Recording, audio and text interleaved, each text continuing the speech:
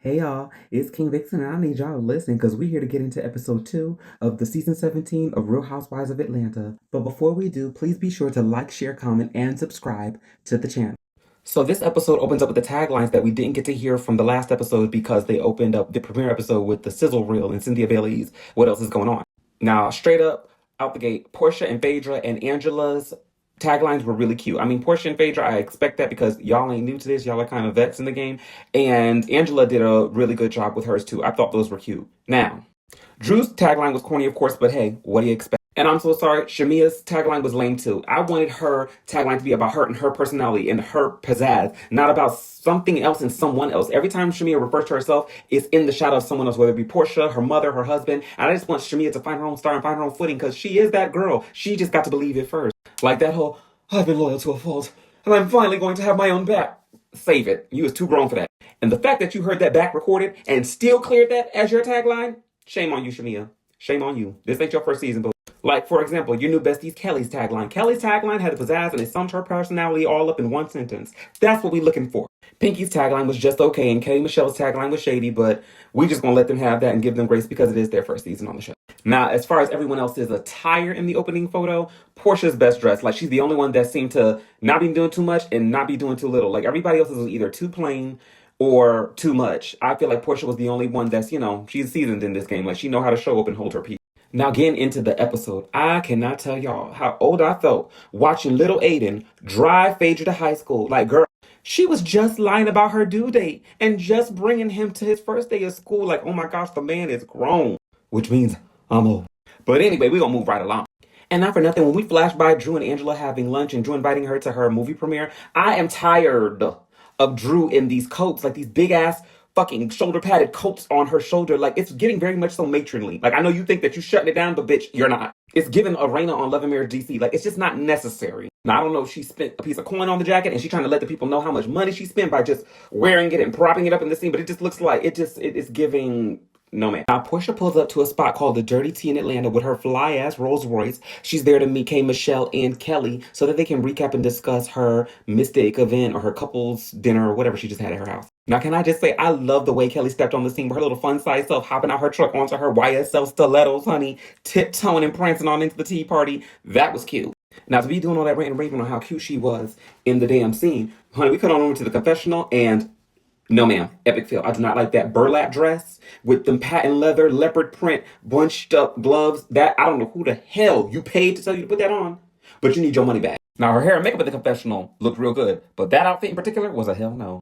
Now, they all get to the table. They sit and catch up about Portia's couples dinner. They all want to talk shit and clown and Jones on Drew and that weird ass dude Black that she had on her phone as a Zoom date. But my thing is, right message, wrong messengers. Like, y'all ain't the band of bitches that need to be sitting about talking about anybody's man. Because K. Michelle, your husband, Portia, your dating decisions, and Kelly, your ex-husband, y'all need to keep your opinions to yourself. Now, Portia and Kelly get to discussing their relationship or whatever breakdown that they've had in it thus far. Now, at first, in my opinion, I thought that the breakdown in their relationship was Shamia, like she was the barrier. But now that I think of it, no. What it is that Kelly's unimpressed by Portia. Like, Kelly does kind of want to, she is the girl that wants to fit in with all the it girls, but she's unimpressed by Portia because she's a self-made woman. So it's like all the ass kissing that everybody else does for Portia, Kelly ain't doing it, and Portia don't like that. So she's gonna pick with this bitch or bother her to try to bring her down to size or make them, level them out in her mind, because in her mind, you a newbie on her show.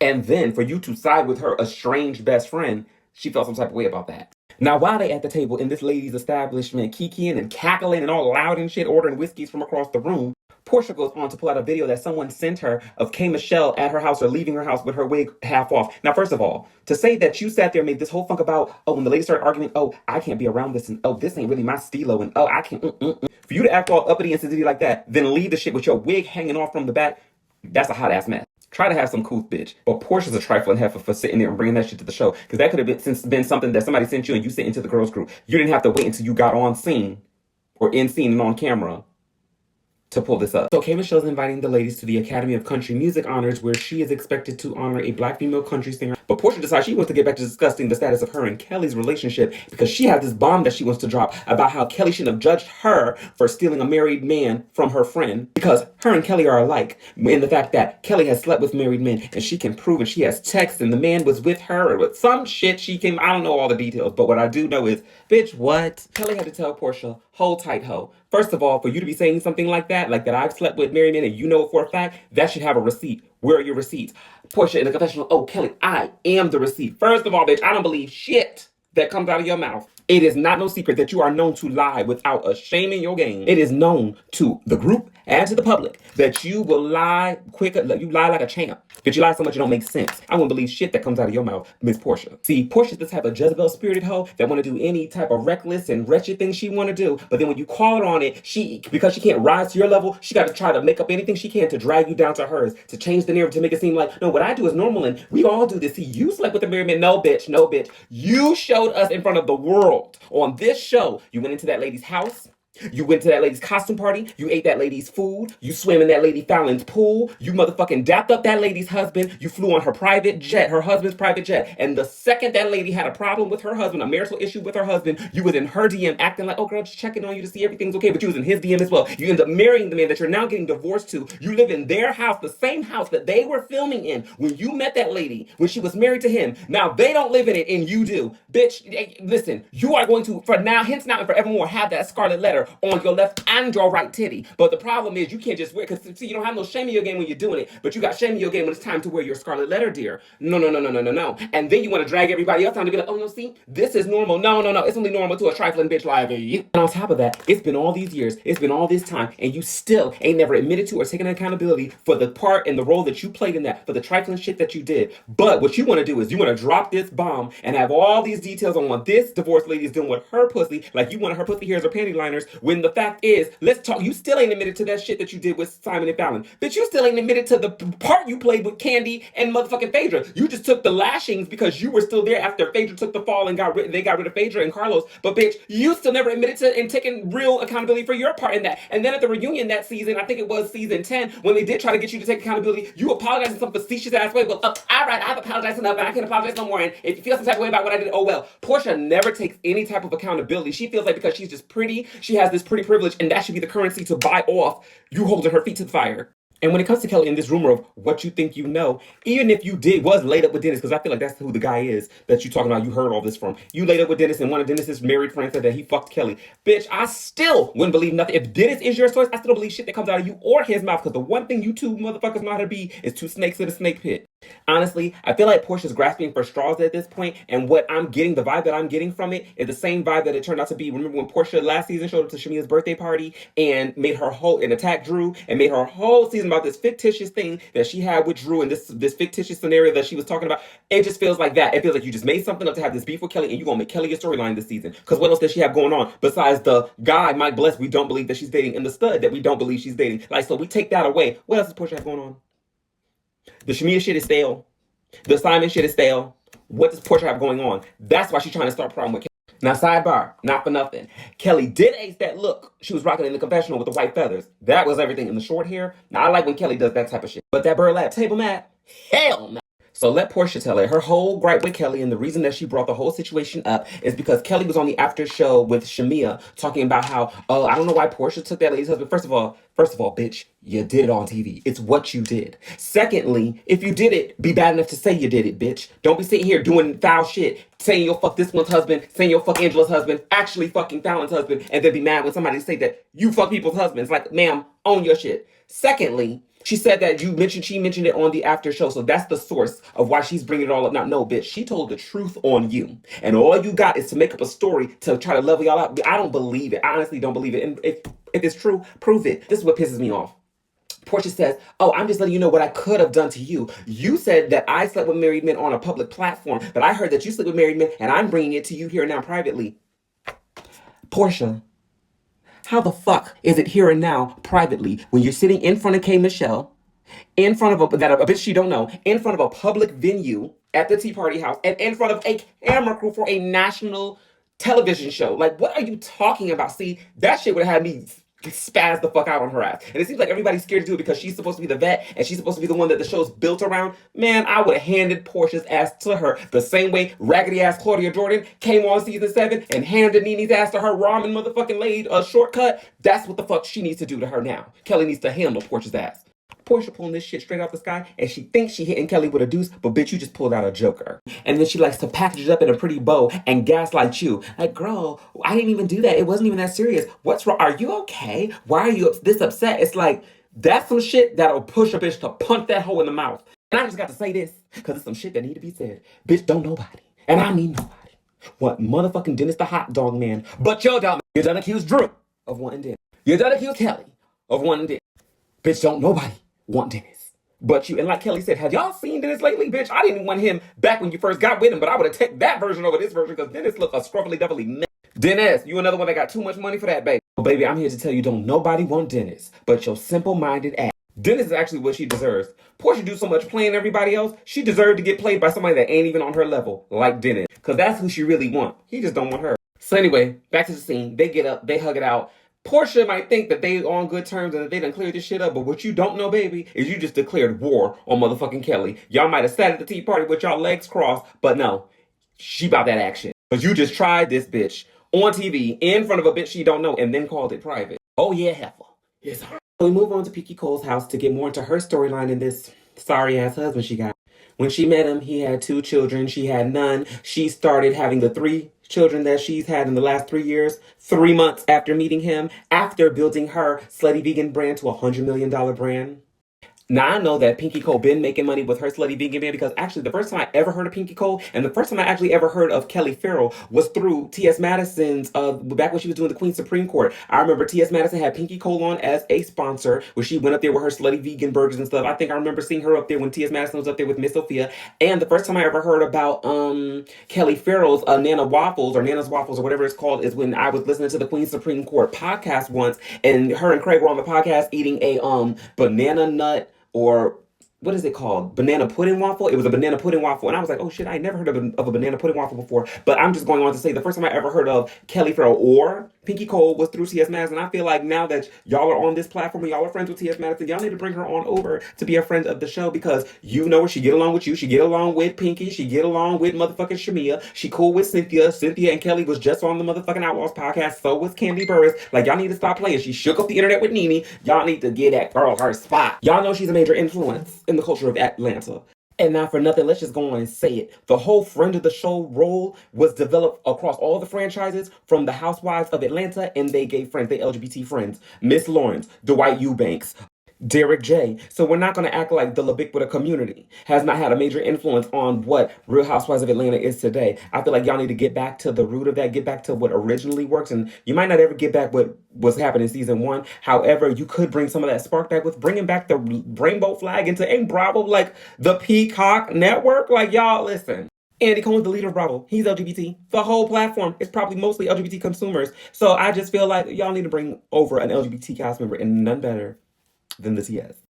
Now, I don't know what the hell Pinky got on in this confessional, but I'm going to give her some grace because it is her first season, and she seemed to be going through a lot with this husband she got. So, I'm going to let it slide this time. Pinky sits down to do a scene with her husband, and it's basically their intro scene to the show where we get into their lives and their relationship. In the confessional, she lets us know about all of her business endeavors and all of her successes, but in scene, we always seem to revert to and highlight his business endeavors and successes, which I don't know how because isn't she the peach holder?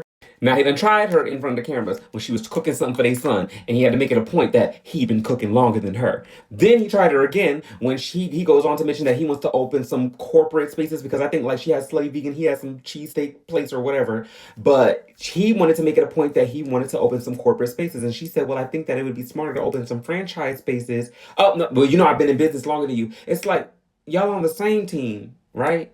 Now, I just got to say this, and ladies, I need y'all to either buckle up or beware. But some of y'all be married to y'all biggest hater. Like, literally sleeping with the enemy, personified.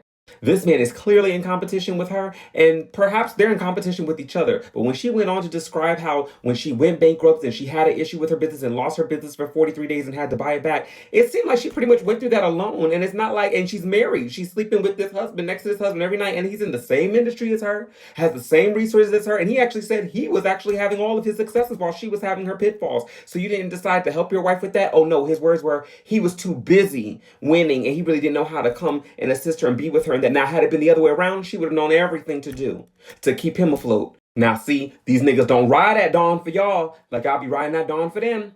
And if this is the type of scene that they're filming in the beginning, like this is the first scene, this is our first time in their house with them, I'm trying to tell y'all right now, this show right here, reality television, right now, is gonna shred y'all motherfucking relationship to pieces because it's already a house of damn cards.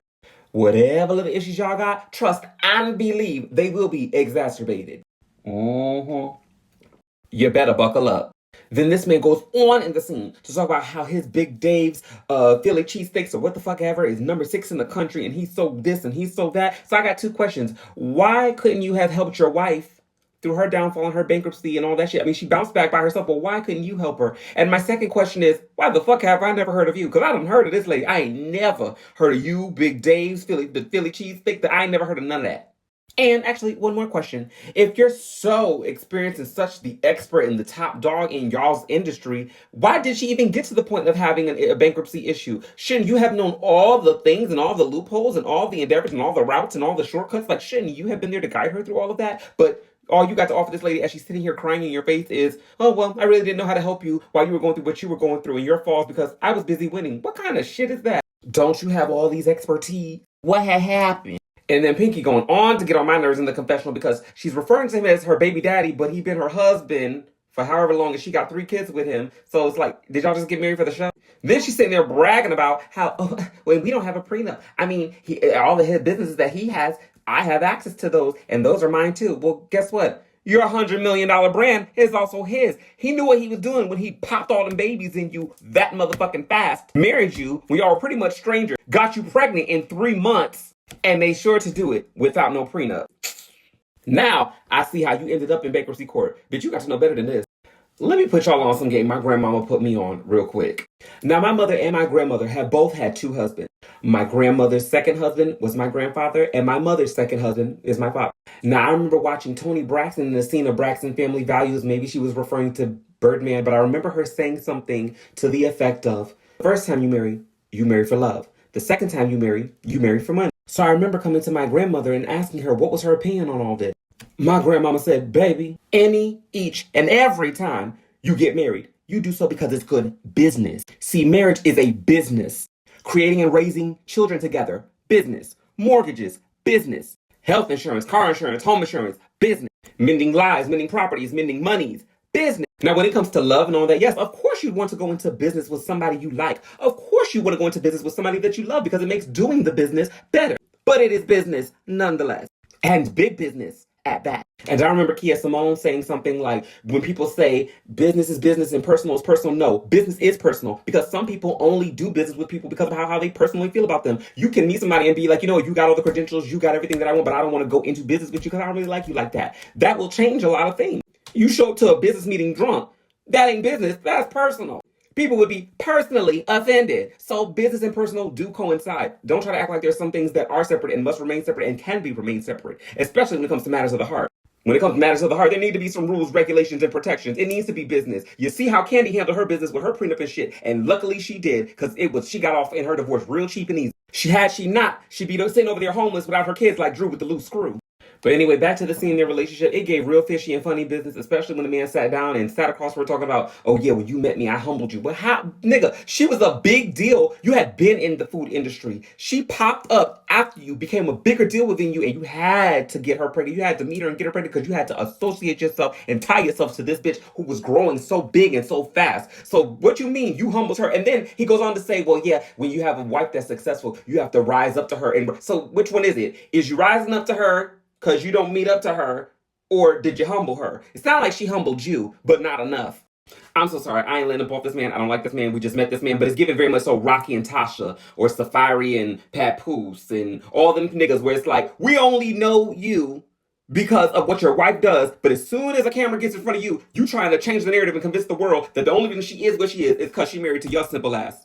Boy, bye. And this is the last piece I'm gonna say about Pinky Cole and her husband, and then I'm gonna get up off them. But she said something to the effect of, I was so lonely when I was going through all that I was going through. And he was like, he tried to correct her, like, no, you weren't lonely. And she's like, well, no, I was lonely. And maybe I wasn't alone because you were there, but I felt lonely because I was going through it by myself. And this is the thing. How are you gonna admit that how you gonna let the lady go through it by herself? Admit that you let her go through it by herself, but then correct her like, well, no, you wasn't lonely, you wasn't alone. Yeah, she pretty much was alone. And the thing about it is, there's no, let me tell you something, ain't no motherfucking way I'm merging money, living with, having children with, back to motherfucking back like she did with a motherfucker that I can't even go to when the whole point of marrying is for two to become one. When I'm empty, you're full for us. When you're empty, I'm full for us. It needs to be that team, that camaraderie, that it's supposed to be two becoming one. This shit is not giving that at the all. I can't stand sorry ass men that are sorry ass husbands, but then want you to give them credit in public like they the end all be all and they the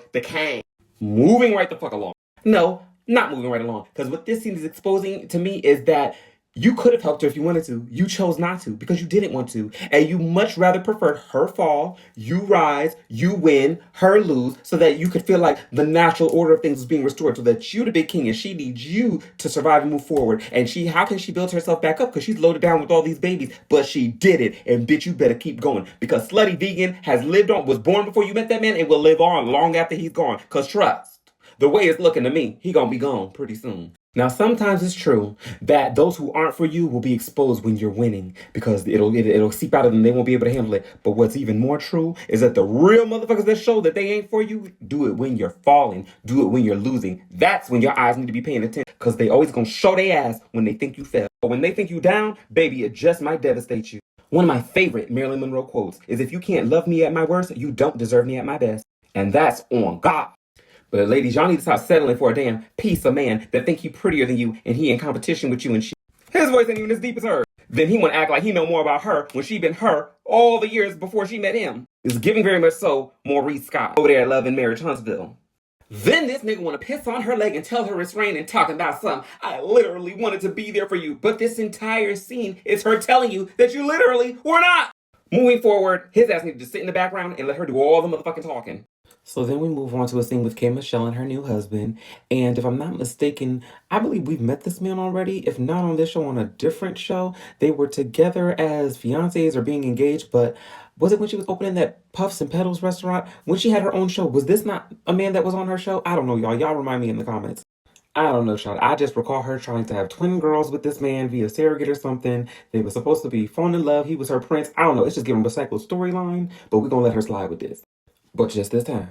But anyway, she goes on to mention how they're trying to have a baby because she wants a little girl. And I think this is something I've seen happen before where it's like, I don't know, I guess because, she probably didn't have a hand in raising her child, her first child or her son as much as she would have liked to, that she wants a do-over. Kind of like when Candy had her two younger children that she had with Todd. It's just like, they want a chance to, like, now that I have the money, now that I have the experience, now that I've done it already, or, raise the child to being grown, I want to, like, do it all the right way or do it all over. I think a lot of people would love the chance to do it over. But baby, you have a son that's in his 20s. Give it a few more years. He'll bring you home a granddaughter and you can give her back. I don't know. But I'm just saying, like, maybe you should just wait. Or go ahead and have your baby.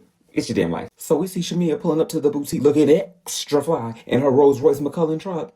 You know, the one her husband got her for her birthday last season? When her best friend Portia came in late and kind of crashed her moment, or at least tried to. Well, anyway, she's meeting up at the boutique with Kelly and Angela, and I can kind of see what y'all saying now about her body looking different. Like, I didn't see it last episode, and I was kind of vouching, like, y'all not gonna come at me like that, but either she done got something put in her butt, or she done got the butt suction thing that we done seen Kim Kardashian and Mama Joyce do on TV. But yeah, I didn't even notice it until she had her ass out in these shorts and stomping around the store like it hurt. So back to the scene where they're all catching up to meet up and spill the tea. Kelly's the first one pouring it because, honey, apparently her ex-husband went and sat down with Tasha K. Child.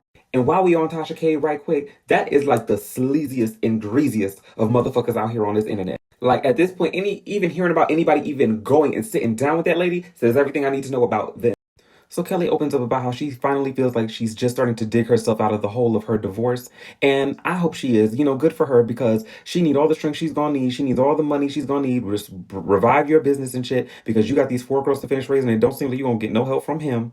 But keep your head up, Kelly. However, Pinky Cole, I'm gonna need you to step to the front of the class. Let this be a cautionary tale. Miss, we married and ain't got no prenup. Do you see the hell that man just dragged Kelly through all these years? A restaurateur, had all them kids with him, had 3 girls with him, roughly fast. She was the established brand, and he came in and fucked up the church's money. Sometimes your biggest enemy or hater comes in the form of a spouse, and he was trying to tear the shit down from the inside and damn near succeeded. Let Kelly be a cautionary tale, beloved.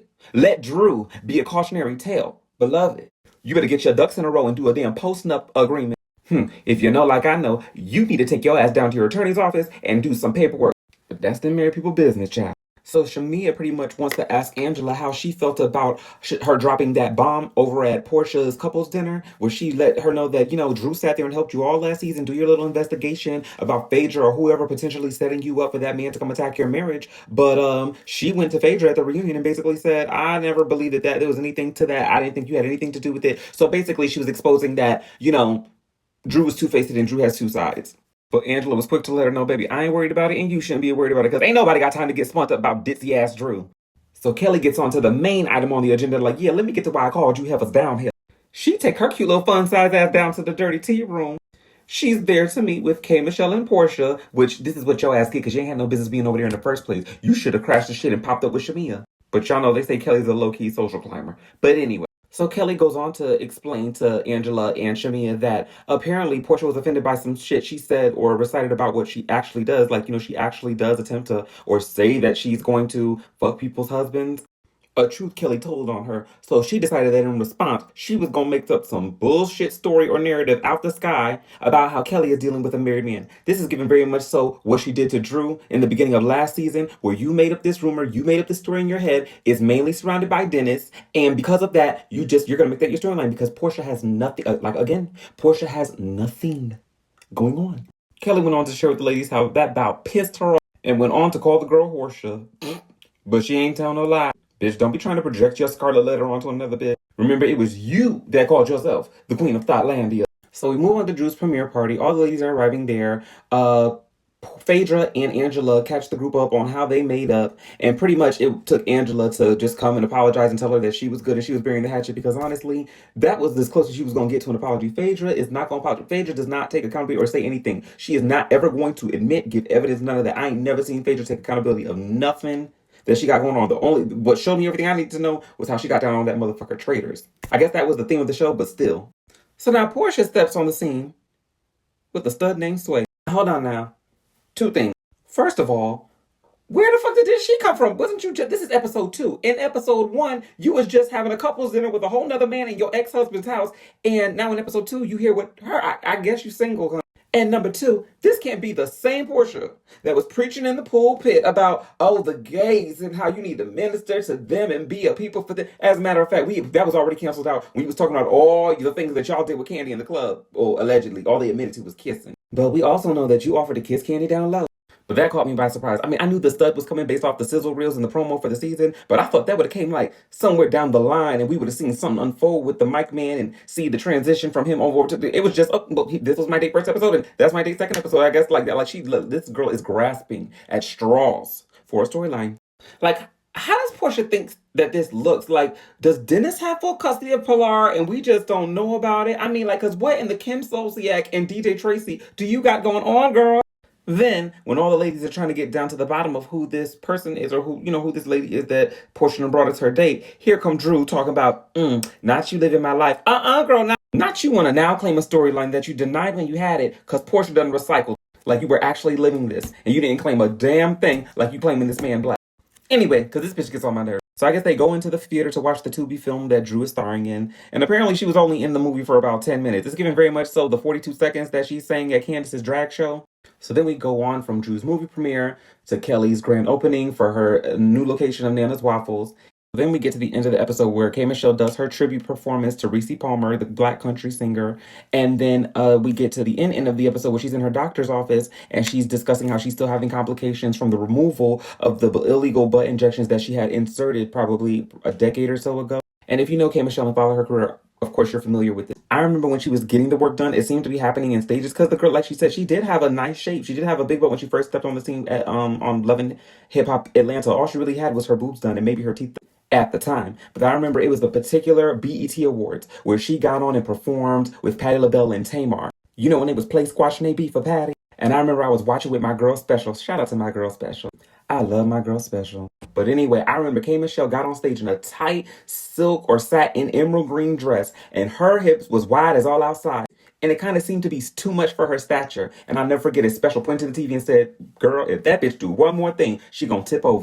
But what I will say is you got to big up the bitch for coming clean, saying it out loud, sharing it, and telling her story, sharing her testimony for the girls that are coming up beside her or behind her to know these are the, or anybody that wants to get surgery, just these are the risks that you're running when you get on the table. I think we're in a day and age where cosmetic surgery and alterations is a fad or a trend. But I think, just as much as you research who does it best and how they do it and how much it costs, you should also understand and research the possibilities of complications. What happens a year from now, 2 years from now? What, does it change? Like, how does it age?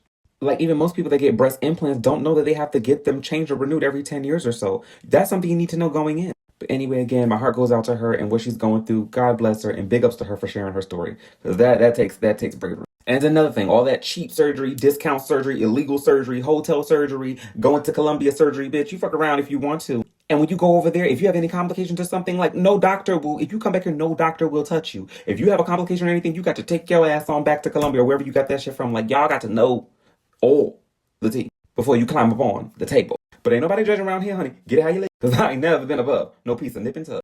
I've always been a person that felt like surgery and tattoos are something that you invest in, but you just don't go the cheap route in doing. But even having all the money in the world for the best doesn't guarantee satisfaction. You hear how the Kardashian mama Kris Jenner last year had that, or at the beginning of the year had that fabulous facelift, and everybody was talking about, oh, she looks 70 and her shit looked tight. You look like you could bounce a quarter off her damn face. That's how tight her skin was. She just said in the article, she just mentioned her in an interview or something, how her facelift is starting to slip. And I said, not for no $300,000. That lady had a $300,000 facelift. That is a condo on the beach. She had the best of the best, the facelift guru, and she's not satisfied with her facelift, not even a whole 2 years later. So what I'm saying is, even having all the money don't guarantee the satisfaction or top tier results. I don't know. But I'm tired now, honey. I've been recording here for a little while. Giving you the best that I got. It's time to go stretch out across my bed.